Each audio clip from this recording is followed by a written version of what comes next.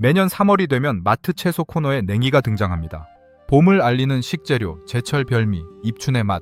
냉이 된장찌개는 어느새 봄이면 꼭 한 번은 끓여 먹어야 할 음식처럼 자리를 잡았습니다. 그런데 이 냉이라는 나물이 원래부터 별미였을까요? 사실 냉이는 별미와는 정반대의 자리에 있던 풀입니다. 먹을 것이 없어서 그야말로 풀이라도 뜯어 먹어야 했던 시절의 음식이었죠.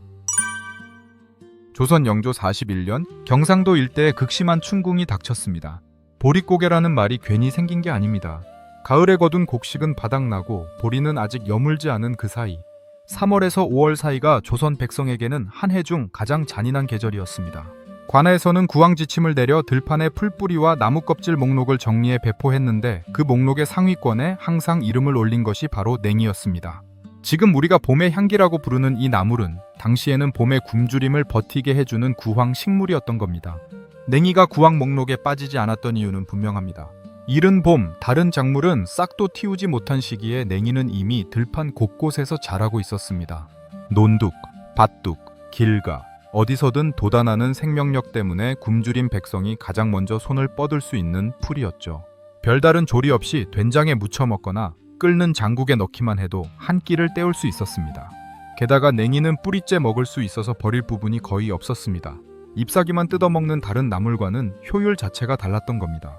선택이 아니라 생존이었습니다. 그런데 바로 이 생존의 음식이 수백 년이 지난 지금 제철 별미라는 이름으로 식탁 위에 올라와 있습니다. 봄이 오면 너도 나도 찾는 냉이 된장찌개 한 그릇 안에는 우리가 미처 모르고 있던 꽤 긴 이야기가 들어 있습니다.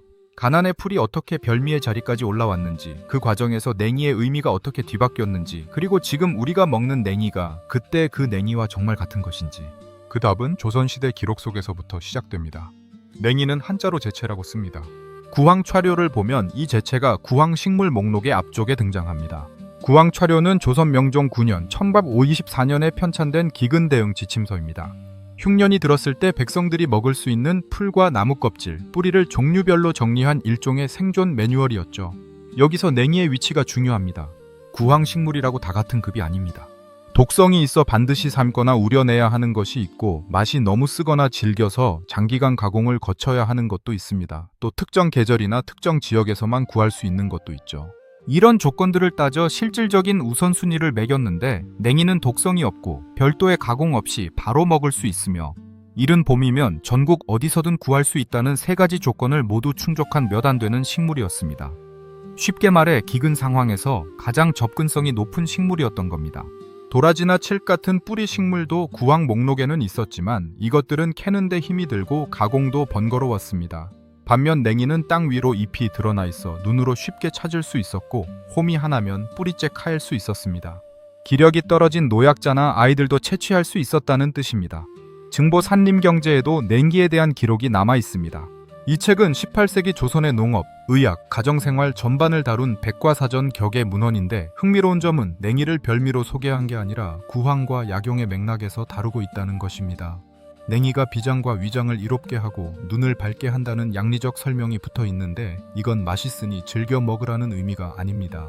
기근 상황에서 허약해진 몸에 해가 졌고 오히려 기력 회복에 도움이 된다는 실용적 판단에 가깝습니다. 본초 강목에서도 냉이를 식용 가능한 약초로 분류하고 있는데 동아시아 전통 문헌의 맥락에서 냉이는 일관되게 구황과 약재의 영역에 놓여 있었습니다. 미식의 대상이 아니라 위기 상황에서 몸을 지탱해주는 풀이었던 것이죠.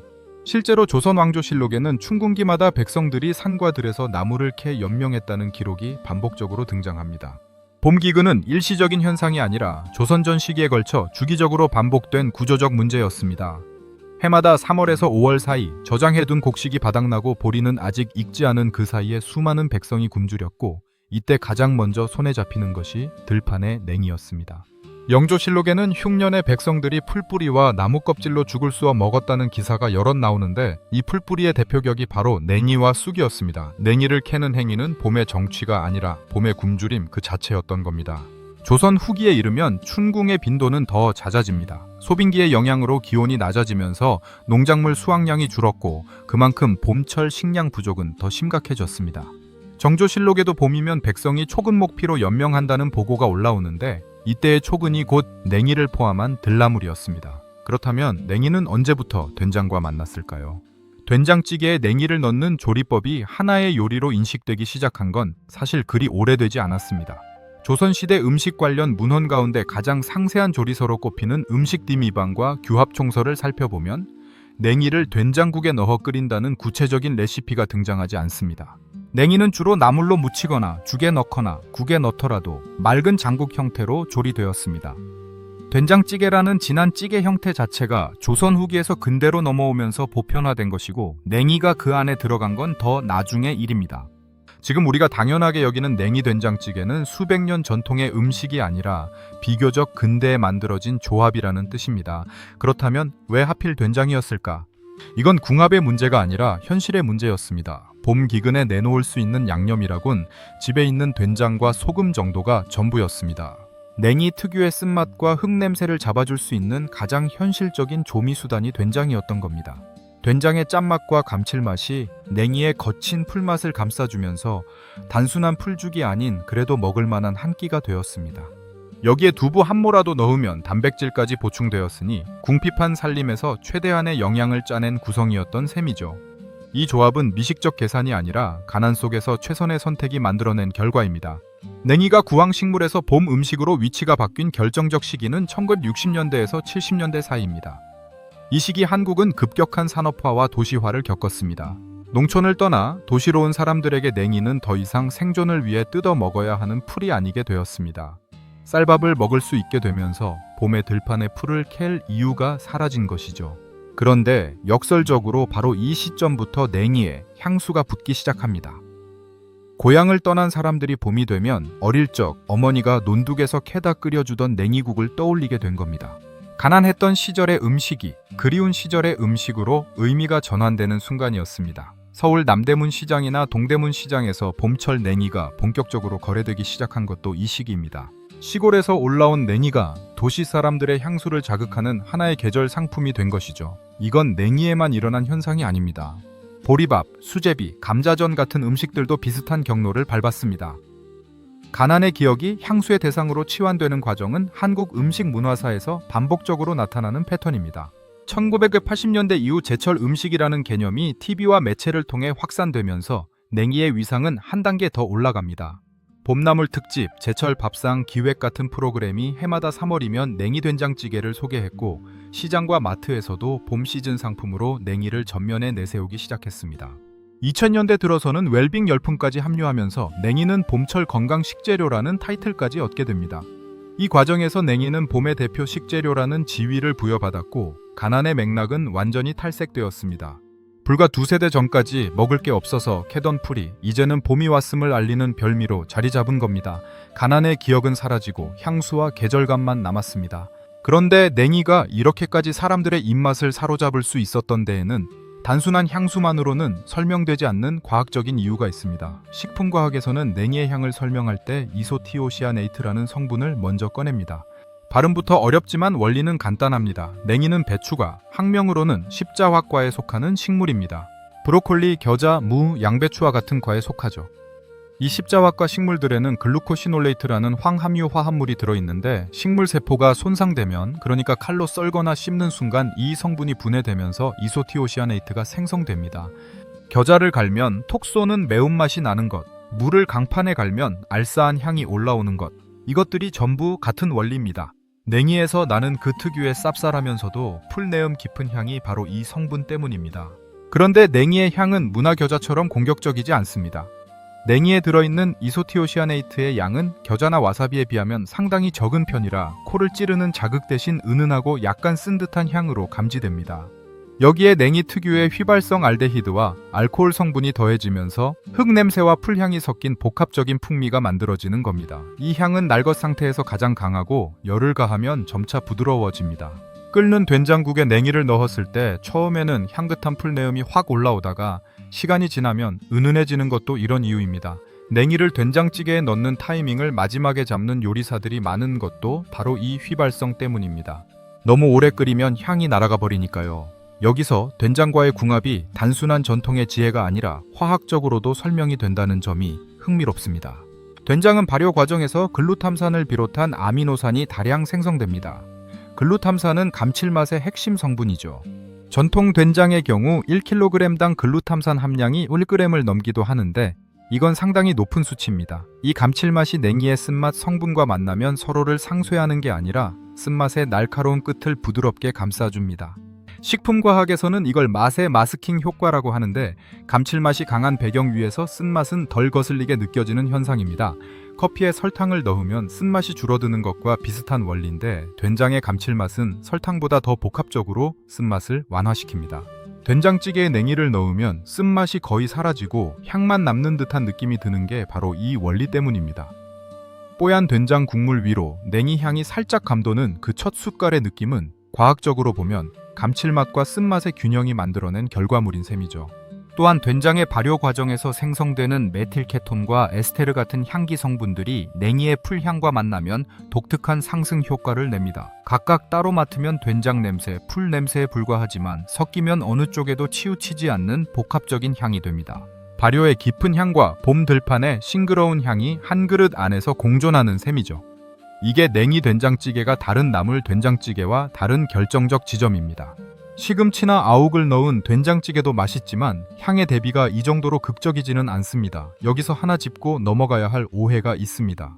냉이는 봄에만 먹을 수 있는 식물이라는 인식인데 이건 반만 맞는 말입니다. 냉이는 사실 가을에도 싹을 틔우고 겨울을 나는 월동 식물입니다.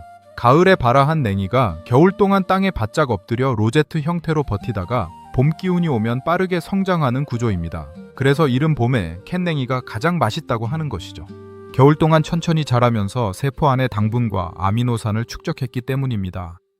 이건 배추가 첫서리를 맞으면 단맛이 강해지는 것과 같은 원리입니다. 식물이 저온에서 살아남기 위해 세포 내 당분 농도를 높이는 방어 기제를 작동시키는 것이죠. 실제로 월 동안 냉이의 유리 아미노산 함량은 봄에 급하게 자란 냉이보다 높다는 연구 결과가 있습니다. 겨울을 버틴 냉이가 맛있는 건 감상이 아니라 화학입니다. 반면 4월 중순 이후 꽃대가 올라온 냉이는 섬유질이 급격히 증가하면서 질겨지고 쓴맛이 강해집니다. 식물이 생존 에너지를 꽃과 씨앗 쪽으로 돌리기 시작하면서 잎과 뿌리의 맛 성분이 빠져나가는 겁니다. 시장에서 냉이를 고를 때 꽃대가 올라오지 않은 것, 잎이 땅에 바짝 붙어 있는 로제트 형태의 것을 골라야 하는 이유가 여기 있습니다. 뿌리가 통통하고 흙이 묻어 있는 것이 좋은 냉입니다. 뿌리가 가늘고 잎만 웃자란 것은 영양분이 잎 쪽으로 분산된 상태라 향이 약합니다. 이 시기를 넘기면 같은 냉이라도 향은 반으로 줄고 식감은 거칠어집니다. 결국 냉이 된장찌개가 봄 음식이 된 건 봄에만 나기 때문이 아니라 봄 초입의 짧은 기간에만 제대로 된 맛을 낼 수 있기 때문입니다. 3월 초부터 4월 초까지 길게 잡아도 한 달 남짓한 그 창이 냉이의 전성기인 셈이죠. 또 하나 널리 퍼진 오해가 있습니다. 냉이는 자연산이 좋고 재배산은 맛이 떨어진다는 인식인데 이건 좀 더 복잡한 문제입니다. 자연산 냉이는 야생에서 다양한 토양 조건과 경쟁 환경을 거치며 자라기 때문에 뿌리가 깊고 향이 진한 경향이 있는 건 맞습니다. 실제로 야생 냉이의 뿌리 길이는 재배산의 2배에 가까운 경우가 많고 뿌리가 깊을수록 향기 성분의 농도도 높아지는 경향이 있습니다. 하지만 재배산이라고 해서 무조건 맛이 떨어지는 것은 아닙니다. 재배 환경에 따라 차이가 크고 특히 노지 재배 냉이는 자연산과 향미 차이가 크지 않다는 평가도 있습니다. 문제는 하우스에서 촉성 재배한 냉이입니다. 짧은 기간에 빠르게 키운 냉이는 세포벽이 얇고 수분 함량이 높아서 향이 연하고 식감이 물렁합니다. 된장찌개에 넣었을 때 금방 풀어져 존재감이 사라지는 것도 이런 냉이인 경우가 많죠. 자연산이냐 재배산이냐보다는 어떤 환경에서 얼마나 천천히 자랐느냐가 냉이 맛의 핵심 변수라는 뜻입니다. 그리고 이 변수는 지금 시장에서 냉이를 둘러싼 유통 현실과 직접적으로 맞닿아 있습니다. 봄철 냉이 가격을 보면 이 나물의 위상 변화가 숫자로 확인됩니다. 3월 초 산지 기준으로 자연산 냉이는 1kg에 2만 원대 중반에서 거래되고 성수기인 3월 중순에는 3만 원을 넘기기도 합니다. 서울 시내 재래시장에서 소비자가 사는 가격은 한 줌, 그러니까 200에서 300g 단위로 5,000원에서 8,000원 사이를 오갑니다. 구황 식물이었던 풀이 킬로그램당 3만 원짜리 식재료가 된 겁니다. 이건 같은 봄나물인 달래나 쑥보다도 높은 가격대입니다. 달래가 킬로그램당 1만 원 초반대인 것과 비교하면 냉이의 프리미엄이 어느 정도인지 체감이 될 겁니다. 이 가격 구조를 이해하려면 냉이의 유통 과정을 알아야 합니다. 마트에서 깔끔하게 포장되어 나오는 냉이만 보면 모르지만 냉이는 수확과 손질에 드는 인건비가 유난히 높은 식재료입니다. 자연산 냉이는 기계로 수확할 수 없습니다. 들판에 흩어져 자라기 때문에 사람이 하나하나 호미로 캐야 하죠. 하루 종일 허리를 굽히고 작업해도 한 사람이 캘 수 있는 양은 많아야 5에서 10kg 정도입니다. 거기에 냉이 특유의 손질 과정이 더해집니다. 냉이 뿌리에는 흙이 단단하게 붙어 있고 시든 잎과 잔뿌리를 하나하나 다듬어야 합니다. 산지에서 올라온 냉이가 소비자 손에 닿기까지 최소 2~3번의 손질 과정을 거치는데 이 인건비가 냉이 가격의 상당 부분을 차지합니다. 가난한 시절에는 공짜로 캐먹던 풀에 지금은 사람의 노동 비용이 붙어 있는 셈입니다. 재배 냉이의 사정은 조금 다릅니다. 충남 청양, 경남 함양, 전북 남원 같은 산지에서 냉이를 노지 재배하는 농가들이 있는데 이 경우 수확 효율이 자연산보다 높습니다. 밭에 밀집해서 자라기 때문에 같은 시간에 더 많은 양을 캘 수 있고 품질도 비교적 균일합니다.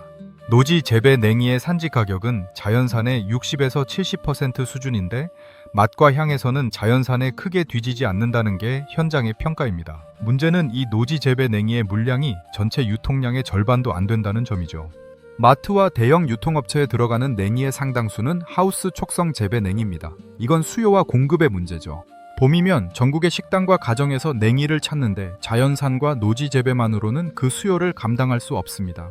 그래서 하우스에서 온도를 높여 빠르게 키운 냉이가 물량의 상당 부분을 채웁니다.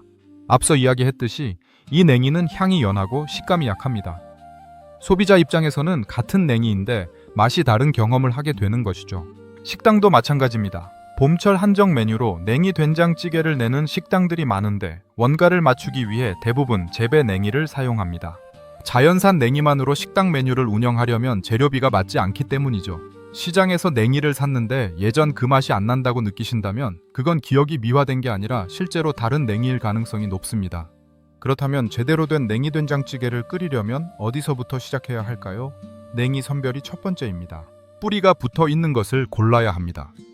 마트에서 파는 냉이 중에는 잎만 잘라서 파는 것도 있는데 냉이의 향미 성분은 뿌리에 가장 많이 집중되어 있습니다. 뿌리 없는 냉이로 된장찌개를 끓이면 향의 절반을 버리는 셈이죠. 뿌리가 통통하고 짧은 것이 좋습니다. 뿌리가 길고 가는 것은 하우스 재배일 확률이 높고 뿌리가 짧고 굵은 것은 노지에서 천천히 자란 것일 가능성이 큽니다. 잎의 색도 단서가 됩니다. 진한 녹색보다는 약간 붉은기가 도는 녹색이 추위를 견딘 냉이의 특징인데 이런 냉이가 향이 더 진합니다. 손질도 중요합니다. 냉이를 물에 담가 흙을 불린 뒤 흐르는 물에 여러 번 헹궈야 합니다. 특히 뿌리 안쪽에 낀 흙은 꼼꼼하게 빼줘야 하는데 이 과정을 대충 하면 찌개에서 모래가 씹힙니다. 손질한 냉이는 뿌리와 잎을 분리하지 않고 통째로 사용하는 게 향을 살리는 방법입니다. 뿌리 부분은 조리 시간이 잎보다 길어야 하므로 된장찌개가 끓기 시작할 때 뿌리를 먼저 넣고 잎은 불을 끄기 직전에 넣는 투입 시차를 두는 것이 핵심입니다. 뿌리는 2에서 3분, 잎은 30초 정도가 적당합니다. 이렇게 하면 뿌리에서는 깊은 향이 우러나고 잎에서는 싱그러운 풀향이 살아있는 상태로 한 그릇이 완성됩니다. 된장 선택에서도 차이가 납니다. 공장 된장과 전통 된장은 냉이와의 궁합이 확연히 다릅니다. 공장 된장은 발효기간이 짧아 감칠맛의 깊이가 얕은 편이고 냉이의 풀향을 받아줄 배경맛이 부족합니다. 반면 최소 1년 이상 발효시킨 전통 된장은 아미노산 층위가 풍부해서 냉이의 쓴맛과 향을 더 입체적으로 감싸줍니다. 찌개에 넣었을 때 국물 색도 다릅니다. 전통 된장으로 끓인 냉이 된장찌개는 국물이 맑은 갈색을 띠면서 깊은 향이 나고 공장 된장으로 끓인 것은 탁한 노란색에 가까우면서 평면적인 짠맛이 앞섭니다.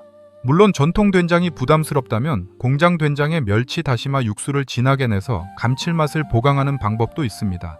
육수의 이노신산과 된장의 글루탐산이 만나면 감칠맛의 상승 효과가 생기거든요.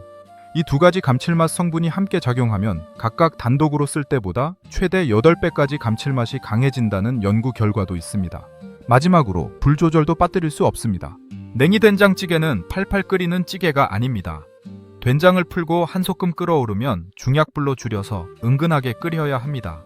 강한 불에서 오래 끓이면 된장의 향기 성분이 날아가고 짠맛만 남게 되고 냉이도 흐물흐물해져서 식감과 향을 모두 잃습니다. 뚜껑을 살짝 열어두고 5분 정도 은근히 끓인 뒤 마지막에 냉이 잎을 넣고 30초만 더 끓여서 불을 끄는 게 이상적입니다.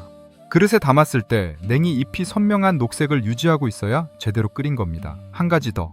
냉이 된장찌개에 고춧가루를 넣는 집이 있고 넣지 않는 집이 있는데 이건 취향의 문제이기도 하지만 냉이의 향을 기준으로 보면 넣지 않는 쪽이 낫습니다. 고춧가루의 매운맛이 냉이의 섬세한 쓴향을 덮어버리기 때문입니다.